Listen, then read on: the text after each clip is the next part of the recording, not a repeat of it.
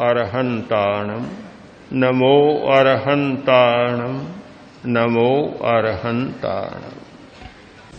जैसे जैसे ध्यान का विकास होगा, जागरूकता बढ़ेगी, वैसे वैसे विचार कम होने लग जाएंगे, यानी अनावश्यक विचार नहीं आएंगे।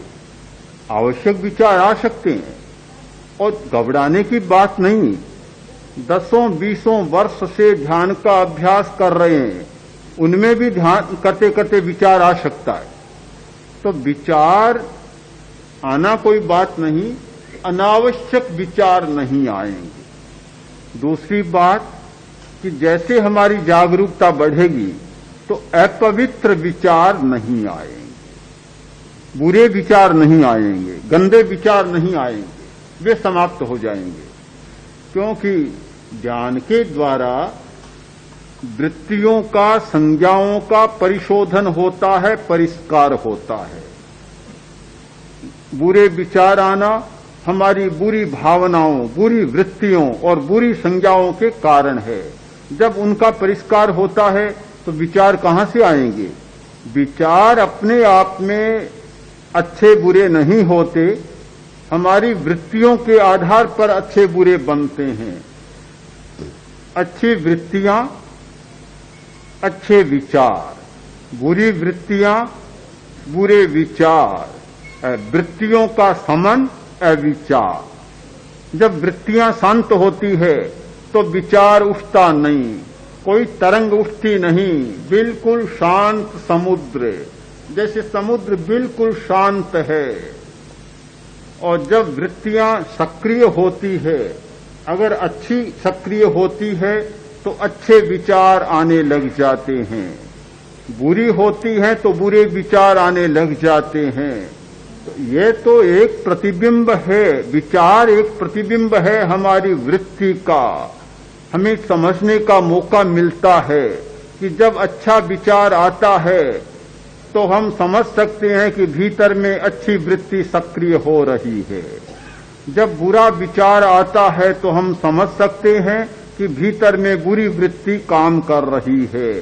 वृत्तियों को देख नहीं सकते, हमें पता नहीं चलता, किंतु विचार के आधार पर वृत्ति का हम निर्णय कर सकते हैं कि कौन सी वृत्ति इस समय अपना काम कर रही है, कौन सा कर्म अपना काम कर रहा है। मोह कर्म का क्षयोपशम हो रहा है या उदय हो रहा है। इन सब का पता लगाया जा सकता है विचार के माध्यम से, विचार के आधार पर कि जैसा विचार होगा वैसा भीतर में स्पंदन हो रहा है। इन सारे स्पंदनों को जानना यह तो ध्यान का काम है। तो ध्यान हमारी चेतना की एक विशेष क्रिया है जिसके द्वारा हम सूक्ष्म सच्चाइयों को जान सकते हैं। सूक्ष्म सच्चाई यानी हमारे भीतर क्या हो रहा है, हमारे शरीर में सूक्ष्म शरीर के स्पंदन क्या हो रहे हैं, हमें पता नहीं चलता। किंतु जब ध्यान के द्वारा विचारों को पढ़ना शुरू करते हैं तो भीतर में होने वाले सूक्ष्म स्पंदनों का, कंपनों का भी हमें पता चलने लग जाता है। आपने अनुभव किया होगा कि ध्यान है हमारी जागरूकता, जागरूकता। और ये जागरूकता जैसे जैसे ध्यान का अभ्यास परिपक्व होता है बढ़ती चली जाती है, विकसित होती चली जाती है और फिर निरंतर बन जाती है, सोते समय भी बन जाती है। एक ध्यान का अच्छा अभ्यास करने वाला सोते समय भी जागरूक रह सकता है। यह निरंतर की जागरूकता। एक कोई आदमी क्या छोटा बच्चा पहले जन्म में कोई योगी रहा था, साधना की थी, किंतु साधना के बीच में ही मर गया, नया जन्म लिया, छोटा बच्चा था, संस्कार लेकर आया था, संस्कार तो था ही, तो जन्म से ही योगी जैसा व्यवहार करने लगा। एक दिन खेल रहा था मिट्टी में, उधर से राजा की सवारी निकली। राजा ने कहा, अरे लड़के, बड़े अच्छे लगते हो, बड़े सुहावने लगते हो, क्या कर रहे हो, मिट्टी में खेल रहे हो?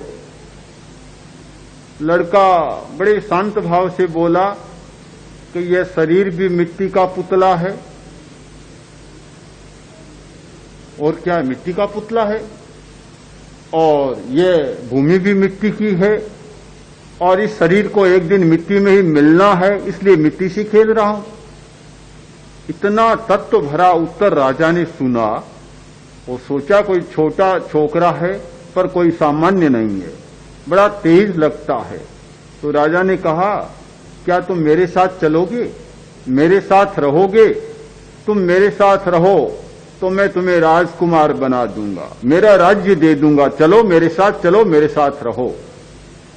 उसने कहा, चल सकता हूं, मुझे क्या कठिनाई है, पर मेरी कुछ शर्तें हैं, अगर मेरी शर्त मानो तो मैं चल सकता हूं। क्या है तुम्हारी शर्त? पहली शर्त तो मेरी यह है कि मैं सोऊंगा और तुम्हें जागते रहना पड़ेगा, जागकर मेरी रक्षा करनी पड़ेगी, जागता रहना पड़ेगा। दूसरी शर्त कि निरंतर मेरे साथ रहना पड़ेगा, कभी मेरा साथ तुम छोड़ नहीं सकते। अगर ये दो शर्तें मंजूर हो तो मैं तुम्हारे साथ चल सकता हूं। राजा ने कहा, यह तो कैसे संभव हो सकता है कि तुम तो सो और मैं जागता रहूं, पहरेदार तो नहीं हूं मैं, और भला कैसे रोज जाग सकता हूं, इतना संभव नहीं है। दूसरी शर्त कि निरंतर मेरे साथ रहो, यह भी संभव नहीं। तो वह बोला कि यह संभव नहीं तो मेरा तुम्हारे पास रहना भी संभव नहीं है। क्यों संभव नहीं है? कि मेरा प्रभु, मैं सोता हूं तब भी जागता रहता, निरंतर जागता रहता, मेरी रुखवाली करता, रक्षा करता है, और वह निरंतर मेरे साथ रहता, कभी मेरा साथ नहीं छोड़ता। तो ऐसे मालिक को छोड़कर तुम्हारे साथ मैं क्यों जाऊंगा फिर? जिसमें जागृति आ जाती, जिसकी चेतना जाग जाती है, वह फिर कभी साथ नहीं छोड़ती, सोते समय भी जागती रहती है, सोते समय भी साथ नहीं छोड़ती। ध्यान का मतलब है ऐसे प्रभु की खोज, ऐसे स्वामी की खोज, ऐसे मालिक की खोज जो निरंतर जागता रहे, निरंतर साथ में रहे, कभी न साथ छोड़े और न कभी सोए। अगर वह भी सो जाए तो मुश्किल हो जाएगी, फिर तो होगा ही क्या। आपने ठीक समझा होगा, फिर से समझ लें कि विचार आने से घबराए नहीं, ध्यान को न छोड़ें। कभी विचार आ रहा है तो क्यों ध्यान करें? ध्यान को नहीं छोड़ना है, विचार से नहीं घबराना है, विचार को एक विकास के रूप में स्वीकारना है कि विचार तो हमारी चेतना का एक विकास का क्रम है जो हमें मनुष्य होने के नाते मिला है। किंतु अनावश्यक विचार हमारे रुक जाएं, अपवित्र विचार न आए, ये परिवर्तन बहुत जरूरी है, और ये अपने आप ध्यान की क्रिया से हो जाता है। हमारे भीतर दो प्रणालियां काम कर रही हैं, एक रासायनिक प्रणाली, रासायनिक नियंत्रण की प्रणाली, और दूसरी है विद्युत नियंत्रण की प्रणाली। प्रत्येक मनुष्य में ये दो प्रणालियां काम कर रही है और हमारा नियंत्रण कर रही है, हमारे आचार का, हमारे व्यवहार का और जीवन के बहुत सारी क्रियाओं का ये दो प्रणालियां नियंत्रण कर रही है। अगर रासायनिक प्रणाली को ठीक समझ लिया जाए तो जीवन का बहुत सारा क्रम बदल जाता है। रासायनिक प्रणाली में हमारी अंतःस्रावी ग्रंथियां काम कर रही है। जो अंतःस्रावी ग्रंथियां हैं, उनके जो स्राव होते हैं और वे स्राव रक्त में मिलते हैं और हमारे आचरण और व्यवहार को प्रभावित करते हैं। एक आदमी गुस्सा करता है, क्यों करता है?